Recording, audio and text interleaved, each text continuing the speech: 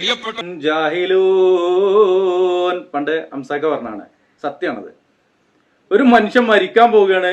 അപ്പൊ മരിക്കുമ്പോ അതിന്റെ നെറ്റിയിൽ ഇങ്ങനെ എഴുതി വെച്ചിരിക്കുകയാണ് ഹാദാ ഹബീബുല്ല എന്ന്. ആരാണ് ഹബീബുല്ല എന്ന് വിശേഷിപ്പിക്കപ്പെട്ട ആള്? അള്ളാഹുവിന്റെ ഹബീബ് റസൂലുള്ളാഹി സ്വല്ലല്ലാഹു അലൈഹി വസല്ലമ തങ്ങളാണ് എന്നുള്ളത് ദിനേന നമ്മൾ കേട്ടുകൊണ്ടിരിക്കുന്ന കാര്യമാണ്. ആരാണ് ഈ മുഈനുദ്ദീൻ ചിസ്തി എന്ന് പറയുന്ന ഈ ഖാജ ഒരു ഷിയ ആയിരുന്നു.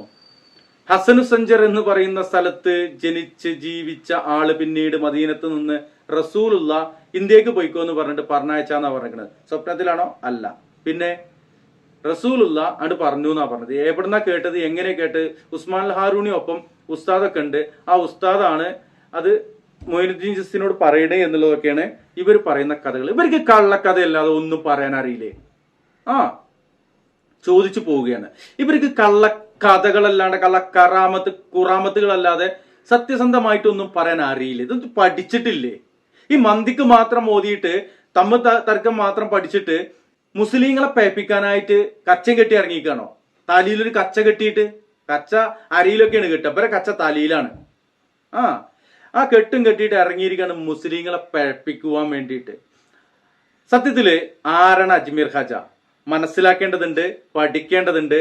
അതുപോലെ തന്നെ ഇസ്ലാമില് ഈ ഖാജക്ക് എന്ത് സ്ഥാനാണുള്ളത് മനസ്സിലാക്കേണ്ടതുണ്ട്, തിരിച്ചറിയേണ്ടതുണ്ട്. ദിനേന നമ്മളിത് പറഞ്ഞുകൊണ്ടിരിക്കുന്നുണ്ട്. പ്രിയമുള്ളവരെ, ചിന്തിക്കുക, മനസ്സിലാക്കുക.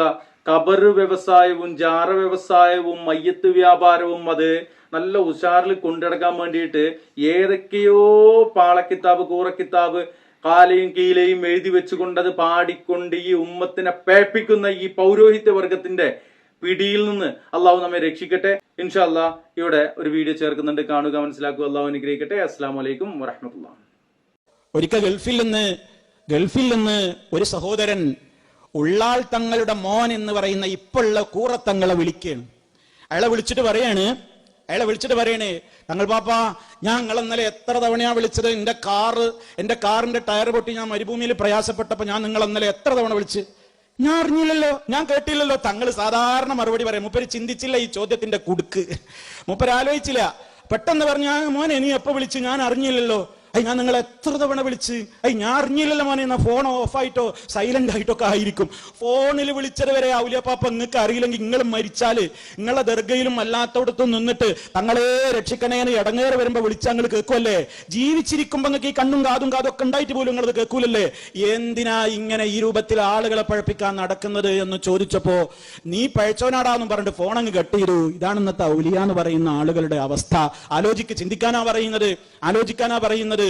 ഏകനായ അള്ളാഹുവിനെ മാത്രം വിളിച്ചു പ്രാർത്ഥിക്കണം. ആ റബ്ബേ നമ്മുടെ എല്ലാം കാണുകയുള്ളൂ. മറ്റൊരാൾക്കും നമ്മുടെ എല്ലാം കാണാനും കേൾക്കാനും കഴിയൂല. ജീവിച്ചിരിക്കുന്നവർ ഔലിയക്ക് വരെ അതിന് കഴിയോ? പിന്നെ എങ്ങനെ മരിച്ചാ കഴിയാം? നിങ്ങൾ ചോദിച്ചു നോക്കി മുസ്ലിയാക്കന്മാരോട്, പല സ്ഥലങ്ങളിലും വന്ന് ജനങ്ങളോട്, മഹാന്മാരെ വിളിച്ച് തേടിക്കോ എന്ന് പറയുന്ന ആളുകളോടൊന്ന് ചോദിക്കേ. അല്ല മുസ്ലിയാരെ, നിങ്ങൾ പറയുന്നു ഔലിയ മരിച്ചാൽ ഇപ്പൊ നമ്മൾ വിളിച്ചാ കേൾക്കുമെന്ന്. എന്നാ പിന്നെ ജീവിച്ചിരിക്കുന്ന ഒരു ഔലിയയുടെ പേര് പറയാമോ? ഉസ്താദിനോട് ചോദിക്കേ. അപ്പൊ ഉസ്താദ് ഒരു മൗലിയരെ ഒരു ഔലിയയുടെ പേര് പറയുമ്പോ ഉസ്താദിന്റെ മുമ്പിൽ വെച്ച് വിളിക്കണം, ഔലിയ പാപ്പ രക്ഷിക്കണേ. എന്നിട്ട് മൗലിയരോട് ചോദിക്കണം, ഇതിപ്പോ ഔലിയ കേട്ടോ? ആ ഔലിയപ്പത് കേട്ടോ? അയാളിപ്പ നമ്മളെ സഹായിക്കോ? അയാളിപ്പ നമ്മളെ രക്ഷിക്കോ? ഒരിക്കൽ ഗൾഫിൽ നിന്ന് ഒരു സഹോദരൻ ഉള്ളാൾ തങ്ങളുടെ മോൻ എന്ന് പറയുന്ന ഇപ്പോഴുള്ള കൂറത്തങ്ങളെ വിളിക്കുകയാണ്. അയാളെ വിളിച്ചിട്ട് പറയണേ, തങ്ങൾ പാപ്പ, ഞാൻ നിങ്ങളെ ഇന്നലെ എത്ര തവണയാ വിളിച്ചത്? എന്റെ കാറിന്റെ ടയർ പൊട്ടി ഞാൻ മരുഭൂമിയിൽ പ്രയാസപ്പെട്ടപ്പോ ഞാൻ നിങ്ങളെ ഇന്നലെ എത്ര തവണ വിളിച്ച്? ഞാൻ അറിഞ്ഞില്ലല്ലോ, ഞാൻ കേട്ടില്ലല്ലോ. തങ്ങൾ സാധാരണ മറുപടി പറയാം. മൂപ്പര് ചിന്തിച്ചില്ല ഈ ചോദ്യത്തിന്റെ കുടുക്ക്, മൂപ്പര് ആലോചിച്ചില്ല. പെട്ടെന്ന് പറഞ്ഞ, മോനെ നീ എപ്പോ വിളിച്ചു? ഞാൻ അറിഞ്ഞില്ലല്ലോ. ഞാൻ നിങ്ങളെ എത്ര തവണ വിളിച്ച്? ഞാൻ അറിഞ്ഞില്ലല്ലോ മോനെ. എന്നാ ഫോൺ ഓഫായിട്ടോ സൈലന്റ് ആയിട്ടോ ഒക്കെ ആയിരിക്കും. ഫോണിൽ വിളിച്ചത് വരെ ഔലിയാപ്പാപ്പ നിങ്ങൾക്ക് അറിയില്ലെങ്കിൽ നിങ്ങൾ മരിച്ചാല് നിങ്ങളെ ദർഗയിലും അല്ലാത്തടത്തും നിന്നിട്ട് തങ്ങളെ രക്ഷിക്കണേന്ന് ഇടങ്ങേറ് വരുമ്പോ വിളിച്ചാൽ നിങ്ങൾ കേൾക്കുമല്ലേ? ജീവിച്ചിരിക്കുമ്പോ നിങ്ങൾക്ക് ഈ കണ്ണും കാതും ഒക്കെ ഉണ്ടായിട്ട് പോലും നിങ്ങളത് കേൾക്കൂലല്ലേ?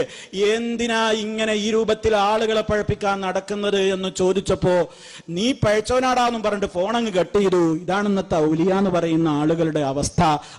ചിന്തിക്കാൻ ചിന്തിക്കാനാ പറയുന്നത്, ആലോചിക്കാനാ പറയുന്നത്. നമ്മളെ രക്ഷിക്കാനും നമ്മുടെ വിളി കേൾക്കാനും നമുക്ക് ഉത്തരം നൽകാനും ഏകനായ റബ്ബേ ഉള്ളൂ പ്രിയമുള്ളവരെ.